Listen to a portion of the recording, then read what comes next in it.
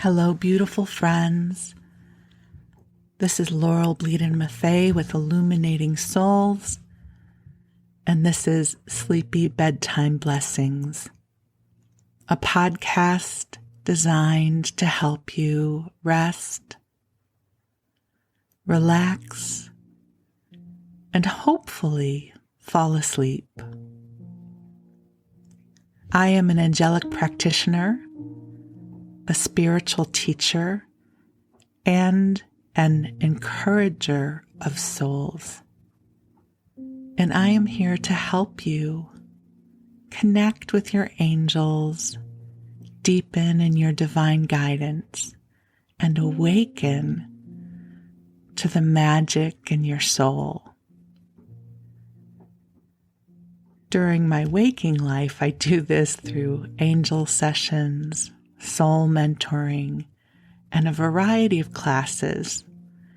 And you can learn more about this at my website, illuminatingsouls.com, where you also can register for the daily inspiration email blast. But in this moment, I am here to help you come into a sense of divine and restful sanctuary. So I invite you to take a beautiful breath in and out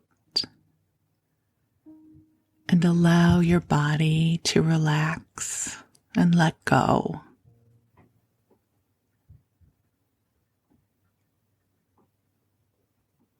It is such a blessing to be here with you in this moment. You may be hearing some ambient noise in this broadcast, and this is because it's raining outside. So I'm recording this in the early hours of the morning. The sun hasn't yet come up, and truly it is one of my favorite times of the day because the world is still quiet. And I love getting to record for you at this time of the day. And it's one of those rainy mornings, and I am cozied up here. And you may have seen me post on social media about recording from my blanket fort. And I'll tell you why I do this. So, when the angels brought forward the inspiration for this podcast, I said, okay, but it has to be easy. Did you know we get to ask for things to be easy? It's one of my favorite ways of manifesting, is to ask for the path of greatest ease. Because I am one of those who has a tendency to overcomplicate things and want them to be perfect right out of the gate. So I know from other people who record sleep podcasts that a couple of them have shared that they record them from small spaces like closets in their home, where they hang blankets to dampen the sound. And my husband and I, we live in a small house. It's a good-sized house, but it's small. And we have no extra closets from which I can podcast from. So I'm in my office, which if you've watched any of my videos, you've seen sort of the layout. And I have a monitor in front of me, and I have one of those cozy Sherpa blankets, you know, that you can order on Amazon for $15. And it's wonderfully cozy. And so, as I was starting to record these episodes, the idea came to me that I could throw the Sherpa blanket over my monitor and over my head, creating a blanket fort of sorts, and it would help to dampen the sound. And if anyone is looking in at me, it must look very strange as I am huddled underneath the blanket. But I have come to love this ritual. I cozy on under the blankets with you in my blanket fort, and I call in the angels. And we get to snuggle up together, but in a healthy way. So the angels are already here, but I will say a prayer and blessing so that you know they are here as well. And if you're new to the world of angels, they are divine and loving beings. They shine love upon you in the way the sun shines light upon this earth. Your angels have known you since before you were born, and they have loved you since before you even knew you existed here. They advocate for you. They pray for you. And they whisper messages of encouragement and inspiration into your consciousness to support you as you navigate your life's journey. I love working with the angels so much because I find there is something profoundly healing and soothing about being in their divine presence. And you don't have to take a class to know how to call in the angels. All you have to say is, "Hey, angels, I could use some help here." And that opens the portal for them to be with you. So cozy on in, my beautiful friends, and allow your breath to grow deep. Allow your body to rest and let go. Snuggle into your covers just right. And just follow the rhythm of my voice as the angels and I keep you company as you drift off. So beautiful angels on high, I invite you to be with us now. I ask that you infuse this broadcast with waves of divine love, and that you calibrate this energy so that it infuses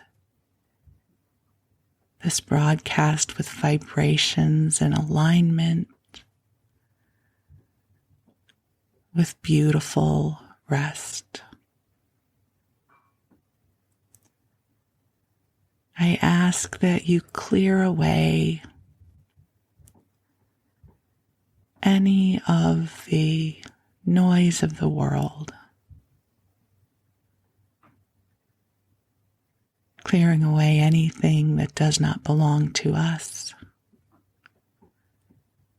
so that we can come present into divine sanctuary.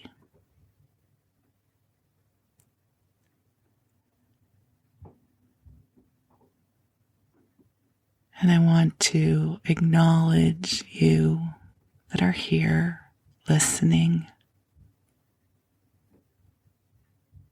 I acknowledge you for the kindness in your heart. I acknowledge you for the hope that you allow to kindle in your spirit. even if that hope isn't present now. I can feel your wish to embody hope. Because as you connect with hope, you also allow your faith to be strengthened. And faith doesn't have to come wrapped in a religion or a ritual. It can be as simple as believing that even if it is raining today, that in all likelihood we'll get to see the sun tomorrow or the day after. It's remembering that there is a cycle to life.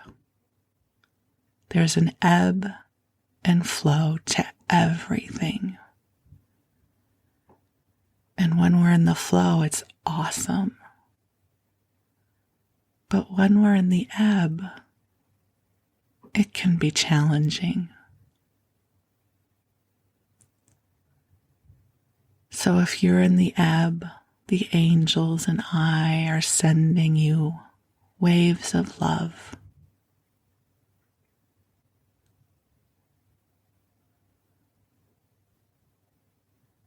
The light is here for you.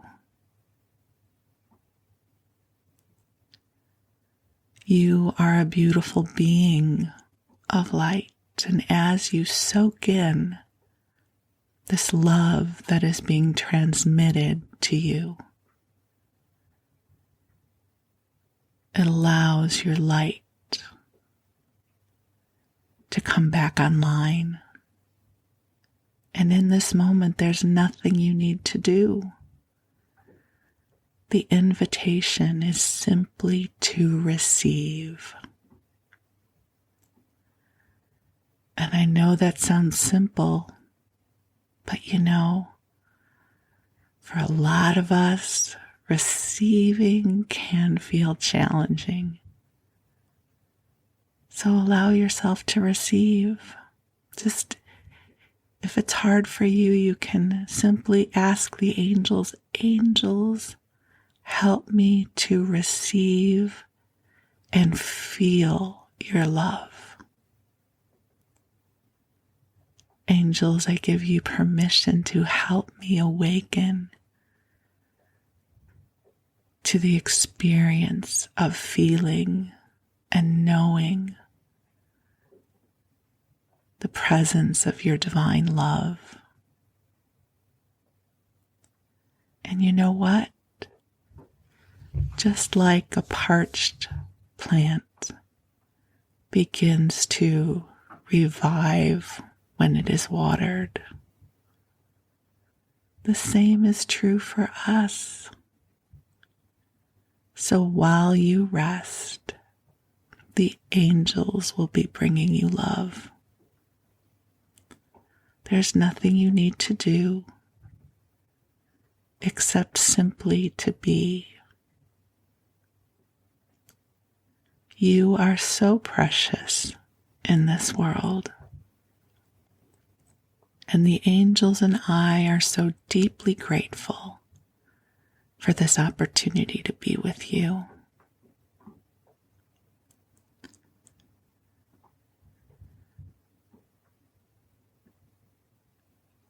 So together we're going to listen to the raindrops. Not sure if you can hear them, but I can, and it feels so cozy. And I'm going to be reading to you our second installment from Anne of Green Gables by Lucy Maud Montgomery. And I have to say, I am so enjoying reading this book for you. I love the rhythm of the words, and I love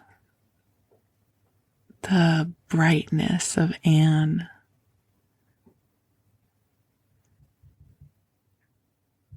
And we left off in the last installment. We met Marilla and Matthew Cuthbert.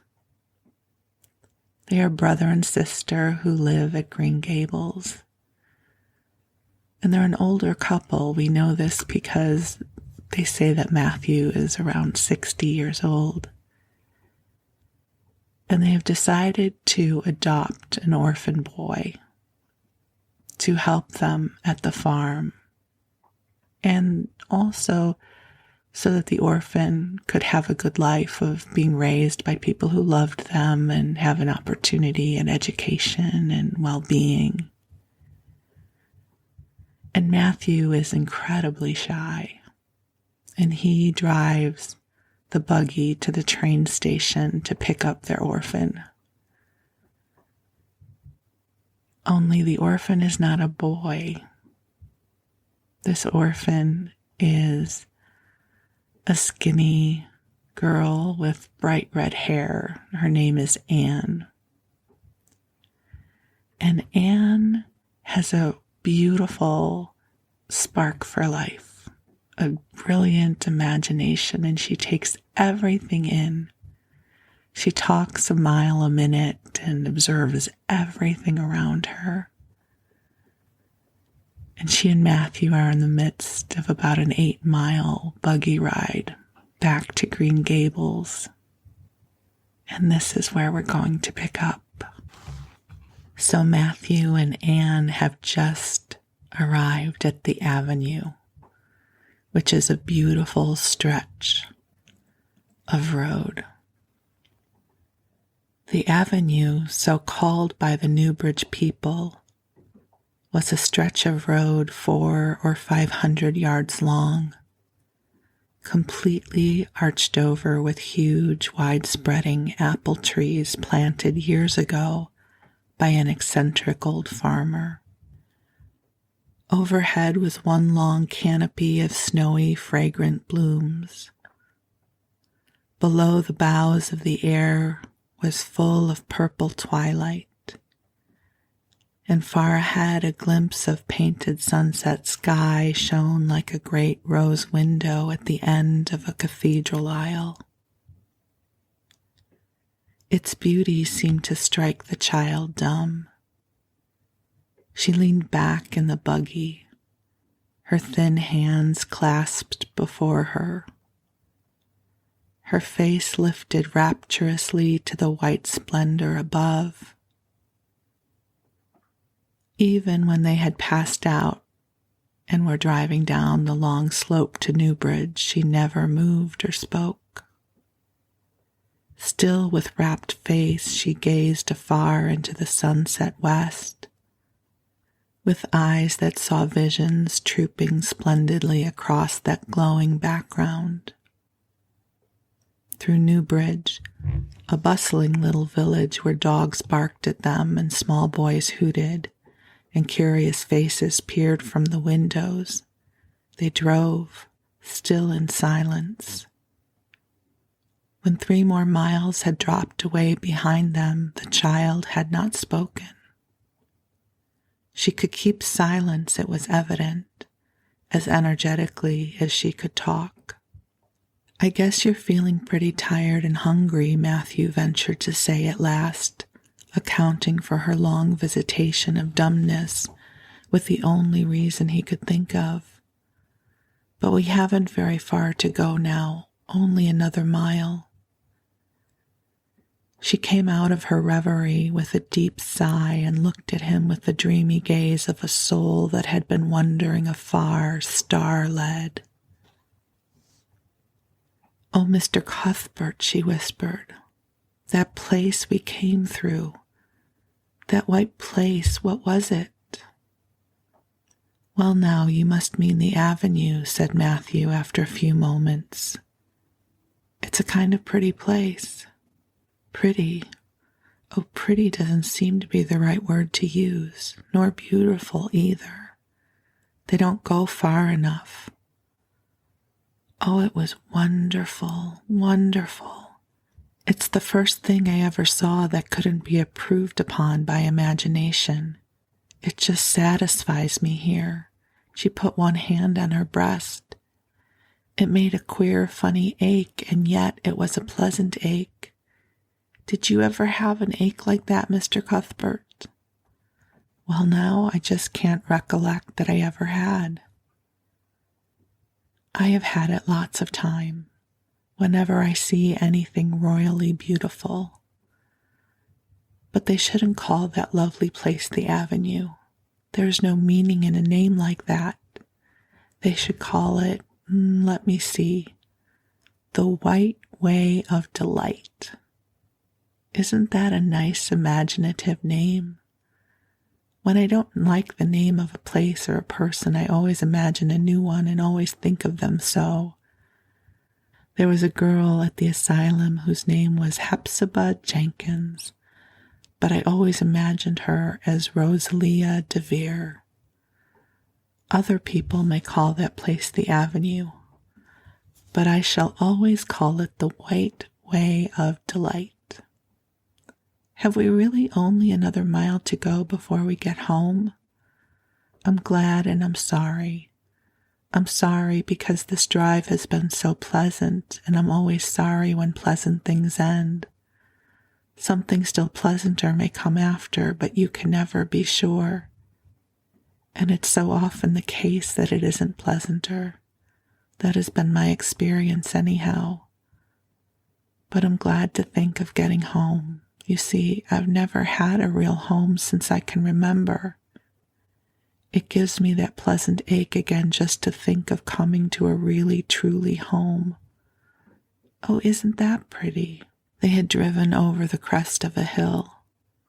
Below them was a pond, looking almost like a river, so long and winding it was. A bridge spanned it midway, and from there to its lower end, where an amber-hued belt of sand hills shut it in from the dark blue gulf beyond. The water was a glory of many shifting hues, the most spiritual shadings of crocus and rose and ethereal green, and other elusive tintings for which no name has ever been found. Above the bridge, the pond ran up into the fringing groves of fir and maple, and lay all darkly translucent in their wavering shadows. Here and there a wild plum leaned out from the bank, like a white-clad girl tiptoeing to her own reflection. From the marsh at the head of the pond came the clear, mournfully sweet chorus of the frogs. There was a little gray house peering around a white apple orchard on a slope beyond, and although it was not yet quite dark, a light was shining from one of its windows. "That's Barry's Pond," said Matthew. "Oh, I don't like that name either. I shall call it, let me see, the Lake of Shining Waters. Yes, that's the right name for it. I know because of the thrill. When I hit on a name that suits exactly, it gives me a thrill. Do things ever give you a thrill?" Matthew ruminated. "Well now, yes, it always kind of gives me a thrill to see them ugly white grubs that spade up in the cucumber beds. I hate the look of them." "Oh, I don't think that can be exactly the same kind of thrill. Do you think it can? There doesn't seem to be much connection between grubs and lakes of shining waters, does there? But why do other people call it Barry's Pond?" "I reckon because Mr. Barry lives up there in that house. Orchard Slope's the name of his place. If it wasn't for that big bush behind it, you could see Green Gables from here. But we have to go over the bridge and round by the road, so it's near half a mile further." "Has Mr. Barry any little girls?" "Well, not so very little either, about my size. He's got one about 11. Her name is Diana." Oh, with a long and drawing of breath. What a perfectly lovely name. "Well, now, I don't know. There's something dreadful heathenish about it. Seems to me I'd rather Jane or Mary or some sensible name like that. But when Diana was born, there was a schoolmaster boarding there, and they gave him the naming of her, and he called her Diana. I wish there had been a schoolmaster like that around when I was born then. Good night, dear lake of the shining waters. I always say good night to the things I love, just as I would to people. I think they like it. That water looks like it was smiling at me. When they had driven up further around the hill and around a corner, Matthew said, "We're pretty near home now. That's Green Gables over—" "Oh, don't tell me," she interrupted breathlessly, catching at his partially raised arm and shutting her eyes that she might not see his gesture. "Let me guess. I'm sure I'll guess right." She opened her eyes and looked about her. They were on the crest of a hill. The sun had set some time since, but the landscape was still clear in the mellow afterlight. To the west, a dark church spire rose up against a marigold sky. Below was a little valley, and beyond a long, gently rising slope with snug farmsteads scattered along it. From one to another, the child's eyes darted, eager and wistful. At last they lingered on one, away to the left, far back from the road, dimly white with blossoming trees and the twilight of surrounding woods. Over it, in the stainless southwest sky, a great crystal white star was shining like a lamp of guidance and promise. "That's it, isn't it?" she said, pointing. Matthew slapped the reins on the sorrel's back delightedly. "Well, now you've guessed it, but I reckon Mrs. Spencer described it so you could tell." "No, she didn't. Really, she didn't. All she said might just as well have been about most of the other places. I hadn't any real idea what it looked like, but just as soon as I saw it, I felt it was home. Oh, it seems as if I must be in a dream. Do you know, my arm must be black and blue from the elbow up, for I've pinched myself so many times today. Every little while, a horrible, sickening feeling would come over me, and I'd be so afraid it was all a dream. Then I'd pinch myself to see if it was real, until suddenly I remembered that even supposing it was only a dream, I'd better go on dreaming as long as I could. So I stopped pinching. But it is real, and we're nearly home." With a sigh of rapture, she relapsed into silence. Matthew stirred uneasily. He felt glad that it would be Marilla and not he who would have to tell this waif of the world that the home she longed for was not to be hers after all. They drove over Lynn's Hollow, where it was already quite dark, but not so dark that Mrs. Rachel could not see them from her window vantage, and up the hill and into the long lane of Green Gables. By the time they arrived at the house, Matthew was shrinking from the approaching revelation with an energy he did not understand. It was not of Marilla or himself he was thinking, of the trouble this mistake was probably going to make for them, but of the child's disappointment.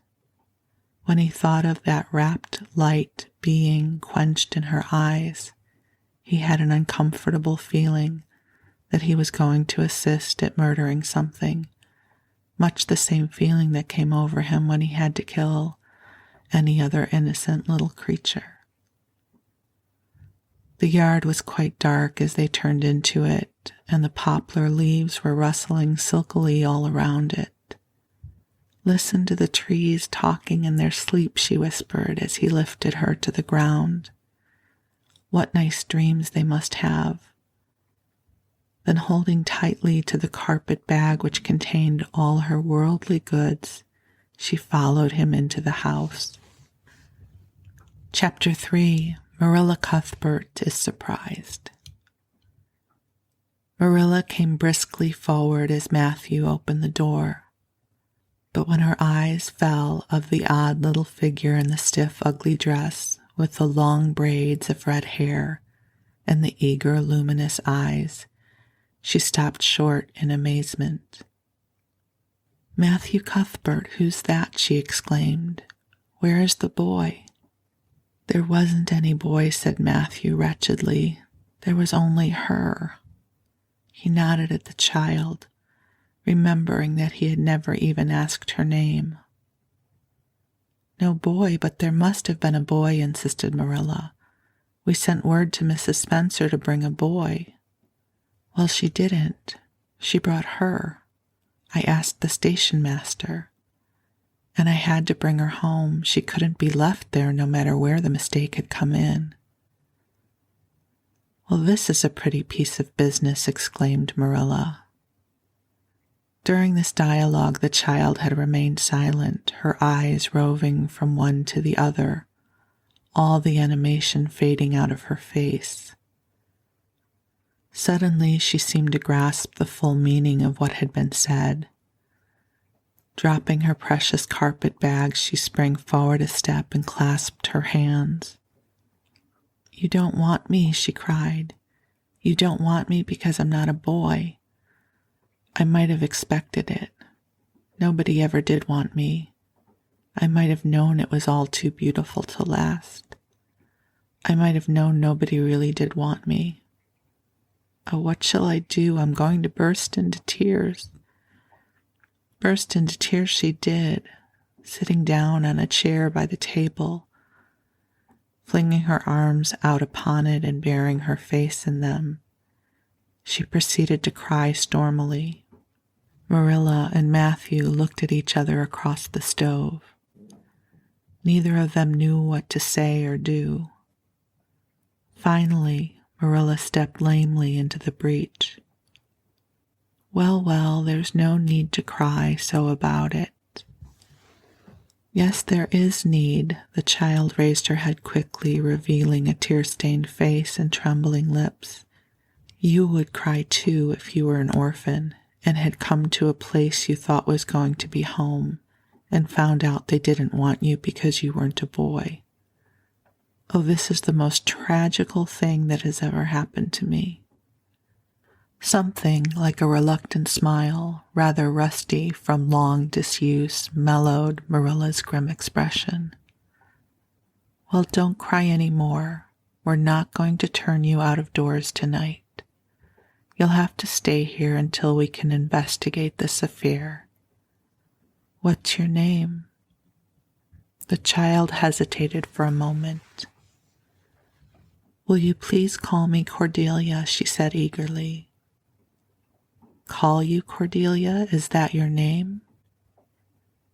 "No, it's not exactly my name, but I would love to be called Cordelia. It's such a perfectly elegant name." "I don't know what on earth you mean. If Cordelia isn't your name, what is it?" "Anne Shirley," reluctantly faltered forth the owner of that name. "But oh, please do call me Cordelia. It can't matter much to you what you call me if I'm only going to be here a little while, can it? And Anne is such an unromantic name." "Unromantic? Fiddlesticks," said the unsympathetic Marilla. "Anne is a real good, plain, sensible name. You've no need to be ashamed of it." "Oh, I'm not ashamed of it," explained Anne. "Only I like Cordelia better. I've always imagined that my name was Cordelia. At least, I always have of late years. When I was young, I used to imagine it was Geraldine, but I like Cordelia better now. But if you call me Anne, please call me Anne spelled with an E." What difference does it make how it's spelled? Asked Marilla with another rusty smile as she picked up the teapot. Oh, it makes such a difference. It looks so much nicer. When you hear a name pronounced, can't you always see it in your mind, just as if it were printed out? I can. And A-N-N looks dreadful, but A-N-N-E looks so much more distinguished. If you'll only call me Anne spelled with an E, I shall try to reconcile myself to not being called Cordelia. Very well then, Anne spelled with an E. Can you tell us how this mistake came to be made? We sent word to Mrs. Spencer to bring us a boy. Were there no boys at the asylum? Oh yes, there was an abundance of them, but Mrs. Spencer said distinctly that you wanted a girl about 11 years old, and the matron said she thought I would do. You don't know how delighted I was. I couldn't sleep all last night for joy. Oh, she added reproachfully, turning to Matthew, why didn't you tell me at the station that you didn't want me and leave me there? If I hadn't seen the white way of delight in the lake of shining waters, it wouldn't be so hard. What on earth does she mean? Demanded Marilla, staring at Matthew. She's just referring to some conversation we had on the road, said Matthew hastily. I'm going out to put the mare in, Marilla. Have tea ready when I come back. Did Mrs. Spencer bring anybody over besides you? Continued Marilla when Matthew had gone out. She brought Lily Jones for herself. Lily is only 5 years old, and she is very beautiful and had nut brown hair. If I was very beautiful and had nut brown hair, would you keep me? No. We want a boy to help Matthew on the farm. A girl would be of no use to us. Take off your hat. I'll lay it and your bag on the hall table. Anne took off her hat meekly. Matthew came back presently and they sat down to supper, but Anne could not eat. In vain she nibbled at the bread and butter and pecked at the crabapple preserve out of the little scalloped glass dish by her plate. She did not really make any headway at all. You're not eating anything, said Marilla sharply, eyeing her as if it were a serious shortcoming, and sighed. I can't. I'm in the depths of despair. Can you eat when you're in the depths of despair? I've never been in the depths of despair, so I can't say, responded Marilla.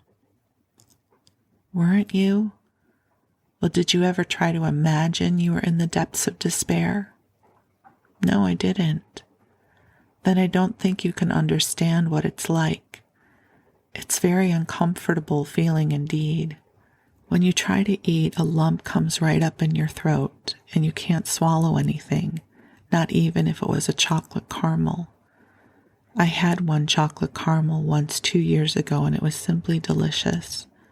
I've often dreamed since then that I had a lot of chocolate caramels, but I always wake up just when I'm going to eat them. I do hope you won't be offended because I can't eat. Everything is extremely nice, but still I cannot eat. I guess she's tired, said Matthew, who hadn't spoken since his return from the barn. Best put her to bed, Marilla. Marilla had been wondering where Anne should be put to bed. She had prepared a couch in the kitchen chamber for the desired and expected boy, but although it was neat and clean, it did not seem quite the thing to put a girl there somehow. But the spare room was out of the question for such a stray waif, so there remained only the east gable room. Marilla lighted a candle and told Anne to follow her, which Anne spiritlessly did, taking her hat and carpet bag from the hall table as she passed. The hall was fearsomely clean. The little gable chamber in which she presently found herself seemed still cleaner. Marilla set the candle on a three-legged, three-cornered table and turned down the bedclothes. I suppose you have a nightgown, she questioned. Anne nodded. Yes, I have two. The matron of the asylum made them for me. They're fearfully skimpy. There's never enough to go around in an asylum, so things are always skimpy. At least in a poor asylum like ours. I hate skimpy nightdresses, but one can dream just as well in them as lovely trailing ones with frills around the neck. That's one consolation. Well, undress as quick as you can and go to bed. I'll come back in a few minutes for the candle. I daren't trust you to put it out yourself. When Marilla had gone, Anne looked around her wistfully. The whitewashed walls were so painfully bare and staring that she thought they must ache over their own bareness. The floor was bare too, except for a round braided mat in the middle, such as Anne had never seen before. In one corner was the bed, a high, old-fashioned one, with 4 dark, low-turned posts. In the other corner was the aforesaid 3-corner table adorned with a fat, red velvet pincushion, hard enough to turn the point of the most adventurous pin.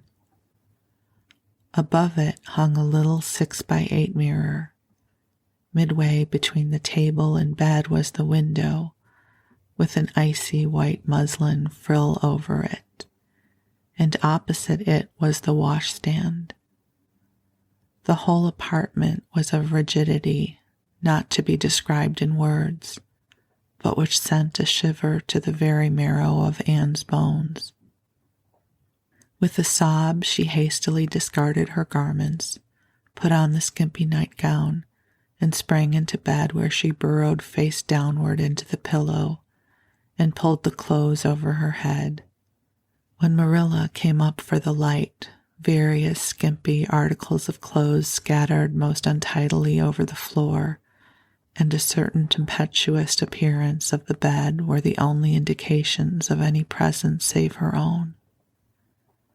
She deliberately picked up Anne's clothes, placed them neatly on a prim yellow chair, and then, taking up the candle, went over to the bed. "Good night," she said, a little awkwardly but not unkindly. Anne's white face and big eyes appeared over the bedclothes suddenly. "How can you call it a good night when you know it must be the very worst night I've ever had?" she said reproachfully. Then she dived down into the invisibility again. Marilla went slowly down to the kitchen and proceeded to wash the supper dishes. Matthew was smoking, a sure sign of difficulty of mind. He seldom smoked, for Marilla set her face against it as a filthy habit, but at certain times and seasons he felt driven to it, and then Marilla winked at the practice, realizing that a mere man must have some vent for his emotions. "Well, this is a pretty kettle of fish," she said wrathfully. "This is what comes of sending word instead of going ourselves. Richard Spencer's folks have twisted that message somehow. One of us will have to drive over and see Mrs. Spencer tomorrow, that's certain. This girl will have to be sent back to the asylum." "Yes, I suppose so," said Matthew reluctantly. "You suppose so? Don't you know it? Well, now, she's a real nice little thing, Marilla. It's kind of a pity to send her back when she's so set on staying here." "Matthew Cuthbert, you don't mean to say you think we ought to keep her?" Marilla's astonishment could not have been greater if Matthew had expressed a predilection for standing on his head. "Well, now, no, I suppose not exactly," stammered Matthew, uncomfortably driven into a corner for his precise meaning. "I suppose we could hardly be expected to keep her." "I should say not. What good would she be to us?" We might be some good to her, said Matthew suddenly and unexpectedly. Matthew Cuthbert, I believe that child has bewitched you. I can see as plain that you want to keep her. Well now, she's a real interesting little thing, persisted Matthew. You should have heard her talk coming from the station. Oh, she can talk fast enough. I saw that at once. It's nothing in her favor either. I don't like children who have so much to say. I don't want an orphan girl, and if I did, she isn't the style I'd pick out. There's something I don't understand about her. No, she's got to be dispatched straight away back to where she came from. I could hire a boy to help me, said Matthew, and she'd be company for you. I'm not suffering for company, said Marilla shortly, and I'm not going to keep her. Well now, it's just as you say, of course, Marilla, said Matthew, rising and putting his pipe away. I'm going to bed. To bed went Matthew, and to bed, when she had put her dishes away, went Marilla, frowning most resolutely. And upstairs, in the east gable, a lonely, heart-hungry, friendless child cried herself to sleep. Chapter 4. Morning at Green Gables. It was broad daylight when Anne awoke and sat up in bed, staring confusedly at the window through which a flood of cherry sunshine was pouring, and outside of which something white and feathery waved across glimpses of blue sky. For a moment she could not remember where she was. First came a delightful thrill at something very pleasant, then a horrible remembrance. This was Green Gables, and they didn't want her because she wasn't a boy. But it was morning, and yes, it was a cherry tree in full bloom outside of her window. With a bound, she was out of bed and across the floor. She pushed up the sash. It went up stiffly and creakily, as if it hadn't been opened for a long time, which was the case, and it stuck so tight that nothing was needed to hold it up. Anne dropped on her knees and gazed out into the June morning, her eyes glistening with delight. Oh, wasn't it beautiful? Wasn't it a lovely place? Suppose she wasn't really going to stay here. She would imagine she was. There was scope for imagination here. A huge cherry tree grew outside, so close that its boughs tapped against the house. And it was so thick set with blossoms that hardly a leaf was to be seen. On both sides of the house was a big orchard, one of apple trees and one of cherry trees, also showered over with blossoms. And their grass was all sprinkled with dandelions. In the garden below were lilac trees purple with flowers, and their dizzily sweet fragrance drifted up to the window on the morning wind. Below the garden, a green field, lush with clover, sloped down to the hollow where the brook ran and where scores of white birches grew, upspringing airily out of an undergrowth suggestive of delightful possibilities in ferns and mosses and woodsy things generally. Beyond it was a hill, green and feathery, with spruce and fir. There was a gap in it where the gray gable end of the little house she had seen from the other side of the lake of shining waters was visible.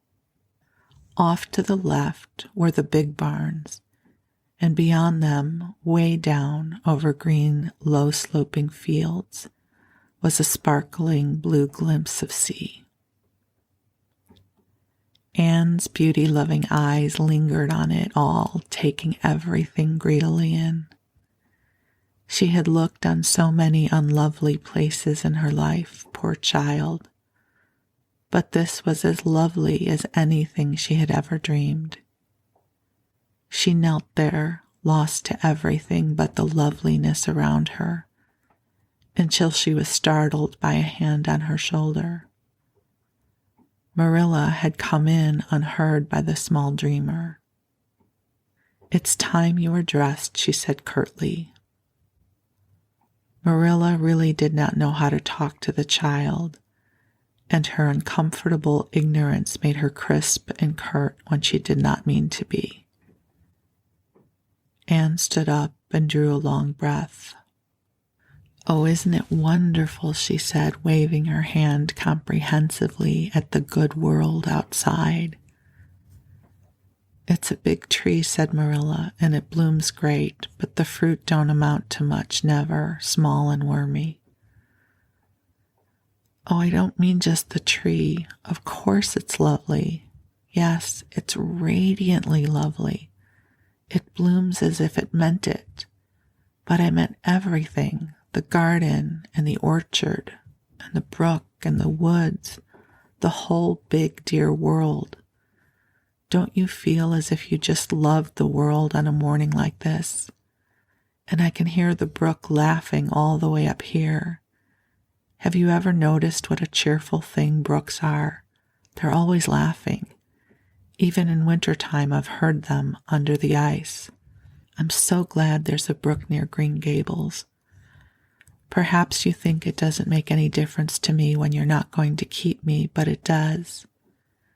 I shall always like to remember that there is a brook at Green Gables, even if I never see it again. If there wasn't a brook, I'd be haunted by the uncomfortable feeling that there ought to be one. I'm not in the depths of despair this morning. I never can be in the morning. Isn't it a splendid thing that there are mornings? But I feel very sad. I've just been imagining that it was really me you wanted after all, and that I was to stay here forever and ever. It was a great comfort while it lasted. But the worst of imagining things is that the time comes when you have to stop, and that hurts.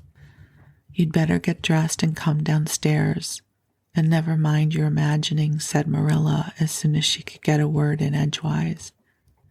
"Breakfast is waiting. Wash your face and comb your hair. Leave the window up and turn your bedclothes back over the foot of the bed. Be as smart as you can." Anne could evidently be smart to some purpose, for she was downstairs in 10 minutes' time, with her clothes neatly on, her hair brushed and braided, her face washed, and a comfortable consciousness pervading her soul that she had fulfilled all Marilla's requirements. As a matter of fact, however, she had forgotten to turn back the bedclothes. "I'm pretty hungry this morning," she announced as she slipped into the chair Marilla placed for her. "The world doesn't seem such a howling wilderness as it did last night, so I'm glad it's a sunshiny morning. But I like rainy mornings real well, too. All sorts of mornings are interesting, don't you think? You don't know what's going to happen through the day, and there's so much scope for imagination. But I'm glad it's not rainy today, because it's easier to be cheerful and bear up under affliction on a sunny day. I feel that I have a good deal to bear up under. It's all very well to read about sorrows and imagine yourself living through them heroically, but it's not so nice when you really come to have them, is it?" "For pity's sake, hold your tongue," said Marilla. "You talk entirely too much for a little girl." Thereupon, Anne held her tongue so obediently and thoroughly that her continued silence made Marilla rather nervous, as if in the presence of something not exactly natural. Matthew also held his tongue, but this was natural, so that the meal was a very silent one. As it progressed, Anne became more and more abstracted, eating mechanically, with her big eyes fixed unswervingly and unseeingly on the sky outside the window. This made Marilla more nervous than ever, that while this odd child's body might be there at the table, her spirit was far away in some remote, airy cloudland, borne aloft on the wings of imagination. Who would want such a child about the place? Yet Matthew wished to keep her of all the unaccountable things. Marilla felt that he wanted it just as much this morning as he had the night before, and that he would go on wanting it. That was Matthew's way. Take a whim into his head and cling to it with the most amazing, silent persistency, a persistency 10 times more potent and effectual in its very silence than if he had talked it out. When the meal was ended, Anne came out of her reverie and offered to wash the dishes. "Can you wash dishes right?" asked Marilla distrustfully. "Pretty well. I'm better at looking after children, though. I've had so much experience at that. It's such a pity you haven't any here for me to look after." "I don't feel as if I wanted any more children to look after than I've got at present. You're a problem enough in all conscience. What's to be done with you, I don't know. Matthew is a most ridiculous man." "I think he's lovely," said Anne reproachfully. "He is so very sympathetic. He didn't mind how much I talked. He seemed to like it. I felt that he was a kindred spirit as soon as ever I saw him." "You're both queer enough, if that's what you mean by kindred spirit," said Marilla with a sniff. "Yes, you may wash the dishes. Take plenty of hot water and be sure you dry them well. I've got enough to attend to this morning, for I'll have to drive over to White Sands in the afternoon and see Mrs. Spencer. You'll come with me, and we'll settle what's to be done with you. After you finish the dishes, go upstairs and make your bed." Anne washed the dishes deftly enough, as Marilla, who kept a sharp eye on the process, discerned. Later on, she made her bed less successfully, for she had never learned the art of wrestling with a feather tick, but it was done somehow and smoothed down, and then Marilla, to get rid of her, told her she might go out of doors and amuse herself until dinner time. Anne flew to the door, face alight, eyes glowing. On the very threshold she stopped short, wheeled about, came back, and sat down by the table, light and glow as effectually blotted out as if someone had clapped an extinguisher on her. "What's the matter now?" demanded Marilla. "I don't dare go out," said Anne in the tone of a martyr relinquishing all earthly joys. "If I can't stay here, there's no use of my loving Green Gables. And if I go out there and get acquainted with all those trees and flowers and the orchard and the brook, I'll not be able to help loving it. It's hard enough now, so I won't make it any harder. I want to go out so much. Everything seems to be calling to me. Anne, Anne, come out to us. Anne, Anne, we want to playmate. But it's better not. There is no use in loving things if you haven't to be torn from them, is there? And it's so hard to keep from loving things, isn't it? That was why I was so glad when I thought I was going to live here. I thought I'd have so many things to love and nothing to hinder me. But that brief dream is over. I am resigned to my fate now, so I don't think I'll go out for fear I'll get unresigned again." "What is the name of that geranium on the windowsill, please?" "That's the apple-scented geranium." "Oh, I don't mean that sort of name. I mean just a name you gave it yourself. Didn't you give it a name?" "May I give it one then? May I call it, let me see, Bonnie would do. May I call it Bonnie while I'm here? Oh, do let me. Goodness, I don't care, but where on earth is the sense of naming a geranium? Oh, I like things to have handles even if they're only geraniums. It makes them seem more like people. How do you know but that it hurts a geranium's feelings just to be called a geranium and nothing else? You wouldn't like to be called nothing but a woman all the time. Yes, I shall call it Bonnie. I named the cherry tree outside my bedroom window this morning.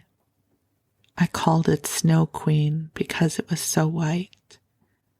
Of course, it won't always be in blossom, but one can imagine that it is, can't one? I never in all my life say or heard anything equal to her, muttered Marilla, beating a retreat down to the cellar after potatoes. She is kind of interesting, as Matthew says. I can feel already that I'm wondering what on earth she'll say next. She'll be casting a spell over me, too. She's cast it over Matthew. That look he gave me when he went out and everything he said or hinted last night over again. I wish he was like other men and would talk things out. A body could answer back then and argue him into reason. But what's to be done with a man who just looks? All right, my beautiful friends, we're going to end here. I could just keep reading for hours, but we'll return to this book soon. And in the meanwhile, the angels and I are wishing you sweet and restful dreams. Know that you are loved, you are precious, and we are so deeply grateful for the gift of you.